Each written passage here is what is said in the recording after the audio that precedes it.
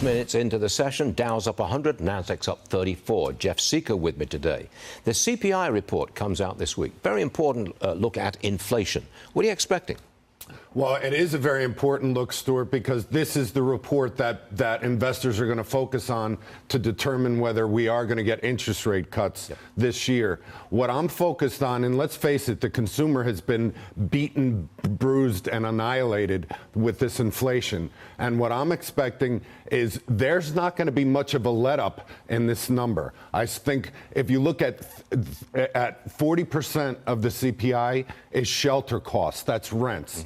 Rents have not come down to the extent that they need to keep people from going to their credit cards and using their credit cards to borrow to pay for necessities. So we're not going to get much improvement in the inflation rate in the near term. It's what is it now? 3.7 or something? It's closer to 4%. No, I don't think we're going to get much relief at all. And I think the only relief we're going to see is if the jobs market, the labor market continues to crack, then we'll get some relief. But then again, that points to stagflation, right, which is a terrible place to be. You say, and I read your stuff, you say never in the history of this country have Americans been in such poor financial condition, even at a time like the Great Depression and the 2008 recession. Why? It's worse than those two events? It is, and one thing, and I wasn't around for the Great Depression, but one thing we have now is we have an environment that people are so highly leveraged. There was a statistic that came out on credit cards that the average person has $6,500 in credit card debt today. You have 75% of the population is living paycheck to paycheck. So the damage has been done, and consumers have been resilient.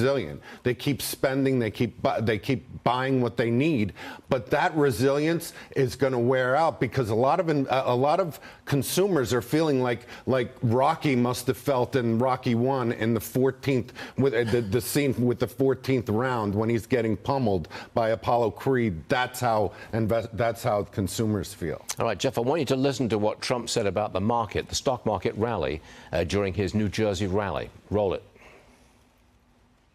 Job numbers are fake. They're totally fake. They're fixed numbers. They're rigged numbers. Everything about them are rigged, from the elections to the economy, everything. And by the way, the one thing that's doing well is the stock market. You know why it's doing well? Because I'm leading in every single poll, and people think we're going to win. What do you think, Jeff? Trump's leading because of the market? I think the market being up, I do agree with that. I thought that was a very funny clip, but I do agree with the fact that because Trump is winning in the polls, the markets are doing better. Because if you look at what Biden is proposing in a capital gains tax, if he gets elected, if he's able to push that through, it completely disincentivizes investors who aren't going to want to take the risks to get a $3,000 write-off if they lose and pay up to 60% if they win. So I would say that he is right in saying that. There's another factor, big money supply numbers. That's one of the reasons the market's up. But there is this chasm between the economy and the stock market, and I do believe Trump will be able to lessen the gap between the two. You live in New Jersey. So yes. do I. Do you think that Trump can win in the presidential election in the state of New Jersey? You know what? I was so inspired by what I saw in Wildwood. And, I think New Jersey, if you look at those debt numbers, people in New Jersey have on average 35% more debt than people nationwide.